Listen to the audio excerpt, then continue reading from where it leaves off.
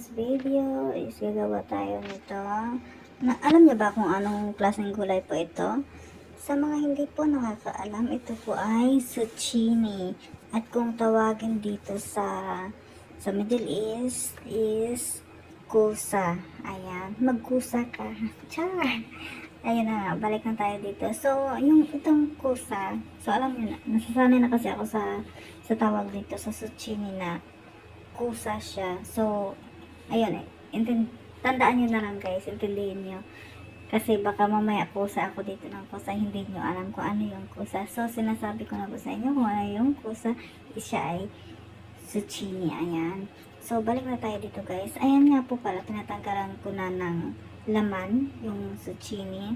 Alam nyo guys, na-stress ako dito. Kasi pinatanggal ni amo sa akin yung laman ng zucchini na yan or kusa. Yun lang pala guys, papalagay niya sa akin, tapos hahatiin lang din pala. Diyos me, Marimar, kasi guys, dapat dyan ipapasok yung laham or karni dyan sa loob. So yung ginawa niya, pinalaga niya. Nung nalaga na, pinaghahati kasi nagbago ang isip, hatiin na lang daw kasi mas maganda daw tingnan. Tapos alam niyo guys, nung naluto na, tapos na silang kumain, tapos may parang sabi niya, sana nga daw, hindi na lang daw hiniwa kasi mas maganda daw na bilog yung zucchini. Oh, di ba? Nakakaloka. Tapos may yung parang grabe ang pagod ko dito guys kasi sa isang araw ko lang ito lahat ginawa. As in, ang dami ganap sa buhay ko nung araw na yan. Ayan, nag-grocery pa siya, no? Ayan, pagkatapos ko gawin yung zucchini, nag-grocery siya, nagkakot ako ng mga pinamili niya. Kasi marami siyang ipapagawa sa akin. Kasi kinagabihan guys, may pabisita pa siya. Ayan, so, kapagkita ko din sa inyo kung anong pinagagawa ko pagkatapos, hindi pa ko tapos mag-arrange yan. Ayan, kasi ang dami niyang binili na mga macaroni, ang dami niyang binili. So, ayan, nag-ayos na lang din ako ng cabinet. Kasi hindi na talaga magkasya guys. Ayan, so, kunting punas-punas na lang dyan. Kasi hindi talaga kaya. Susuka talaga ang cabinet na. Tsaka yung ibang gamit dyan, nilabas ko na, nilipat ko ng ibang lagayan. Tapos, yung mga hindi ginagamit niya doon, nawala na yun. I-ano ko na yun. Uuwi na yun ang Pinas dyan. Hindi, kasi ano naman, binibigay naman niya mo. Sasabihin mo lang sa kanya. Kasi hindi na naman na ginagamit. Ayan. So, meron ako dun nakuha yung parang mixer siya. Mixer ng mga gulay. Ayun. So, hiningi ko yun sa kanya. Ibinigay niya naman. So, ayan na nga guys. Continue na tayo dito. As in, hindi ko alam guys kung ano ang gagawin ko. Kasi dapat lahat ng macaroni is dyan lang lahat sa taas. So, naman guys, hindi naman nagkasya. Kasi may pang cream caramel siya, may pang mango chili siya, mga harina, mga indomie ng dalaga. Tapos, ayan guys, naguluhan na ako sa part na yan. Kasi hindi ko na talaga alam kung ano ang aking gagawin. So, ayan, tayo na naman ako. Nag-iisip ako niyan guys kung ano ang susunod ko na gagawin. Ayan. Pupunuin ko lang yan. Tapos tatanggalin ko din may oh, diba? Ang galing. Oh, tanggalin ko na lahat yung sa baba. Ayan, kasi hindi talaga kaya sa taas. Ayan. Diba? Mga nakalagay dyan. Ayan guys, yung kinuha ko. Yan, hiningi ko kay amo yan. Kasi ayaw niya, pangit daw. So, kung pangit sa kanya, maganda yan sa akin. Kaya kinuha ko na. Ayan. O, diba? Sige, tuwad-tuwad pa more. Ayan. Ang hirap guys sa side ko sa kagaya ko na sa kusina talaga, yung toto ka sa kusina, sa pagluluto, gano'n, lahat-lahat dyan.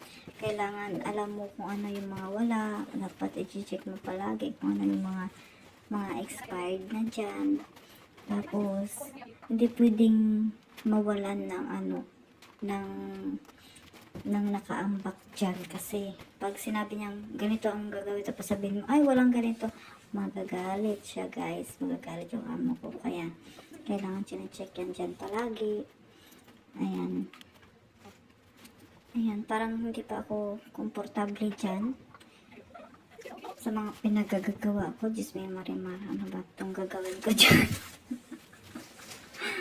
And guys, tingnan nyo lang kung anong gagawin ko susunod, kasi parang ang sarap na talaga itapon na lang lahat sa labas.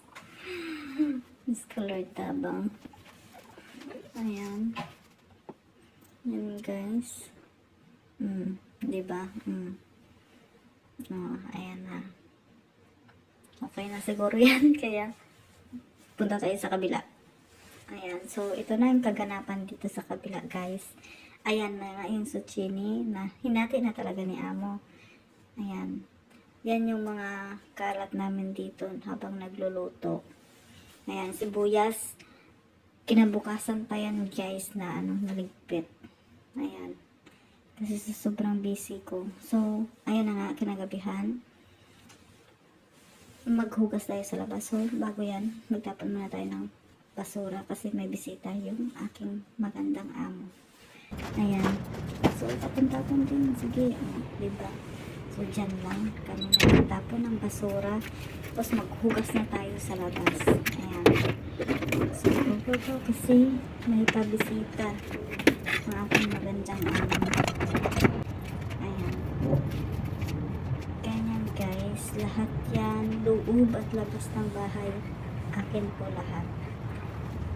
Luto, minsan nagbabantay din ako ng mga apo ni amo, ganun. Minsan lang, kasi pag minsan iniiwan nila yung bata sa yung mga apo niya dun sa baba, sa ko iniiwan ng mga nanay. Tapos, pag may kailangan ng amo ko, syempre, ako din tatawagin kung wala dito yung katulong nun, yung bantay ng mga apo niya. Kung nandun sa taas, ako din ang tatawagin, guys.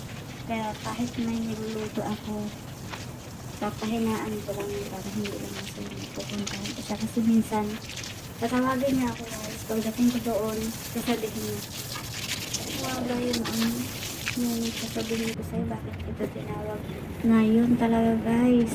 Nakakainis kasi nagkita ka ng 10 minuto bago niya maalala.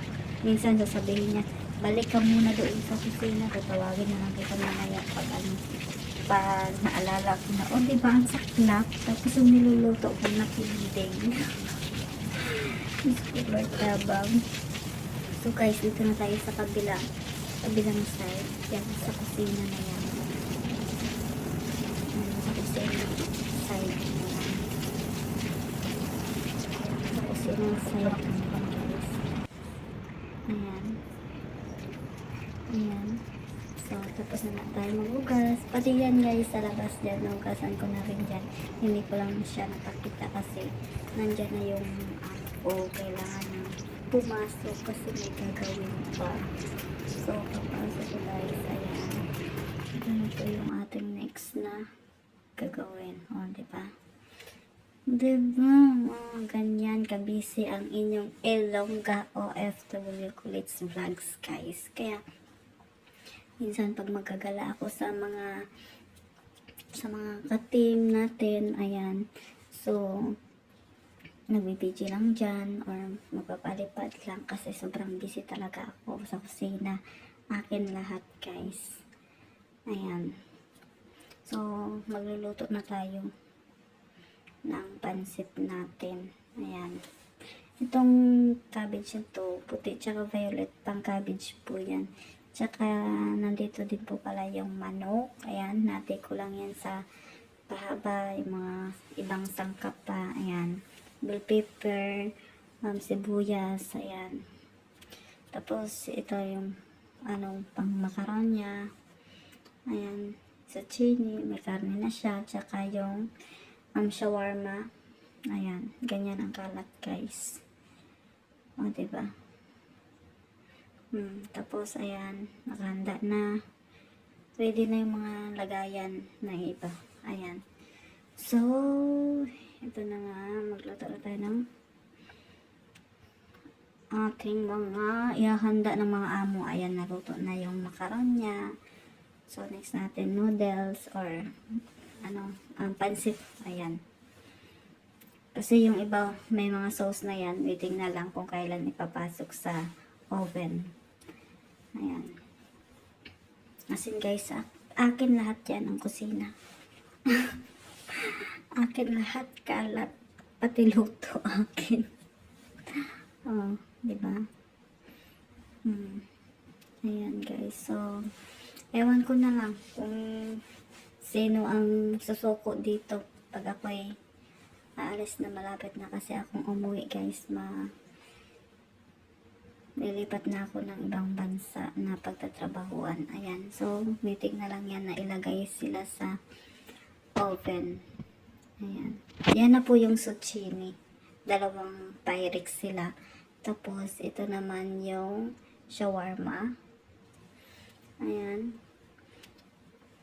so waiting na lang yan guys kung kailan sila, anong oras sila isasalang sa oven. Tapos habang naghintay tayo, ito gagawa tayo ng gawa or coffee. Arabic coffee po yan guys. Ayan. Ayan. Tapos nakasalang na rin yung pansit natin. Ayan. Ininit ko na siya kay malapit na talaga darating yung mga bisita ni amo. Ayan. O diba? Saklap guys. Yan ang trabaho ko dito sa kusina. Tsaka ito na po pala yung warag anab, sambusa, tsaka yung tinapay nila na may cheese, may mayonnaise, lettuce, ayan. Tsaka yung gemat. Hindi pwedeng mawawala yan guys. Ayan. Tapos, ayan. Yan na po yung mga nakahanda na. Initan po yan dyan. Dyan siya nilalagay para mag-init siya. Ang tawag dyan sa lagay na yan, sakhan. Ayan. Okay, so, ayan na nga. Tapos na silang kumain, guys. Ayan, ang daming natira. Kasi sa dami kong niluto, guys, 5 lang sila ang kumain. O, diba? So, kumain na rin kami pagkatapos nila. So, ako dyan guys, konti-konti lang ang kinuha ko kasi gusto ko matikman lahat. Diba? Kaya natikman ko talaga silang lahat. Ayan. Kasi konti-konti lang ang kinuha ko. Yung nagustuhan ko dyan, pansit, tsaka zucchini. Ayan. O, diba? Tsaka yung marag anab na sweets and sour. Sweet and sour. Ayan. Diba? Yung kasama ko na yung pinagawa ko ng video na to kasi hindi ko na kayang magawa ng video kasi na talaga, sobrang busy ko na. Nagliligpit ako ng mga natirang pagkain, tsaka napupunas ng mga ginamit na mga kaldero, Pyrex, ayan, mga baso nila sa chai gawa. So, ito nga pala yung natira nilang pagkain. Ang dami, guys.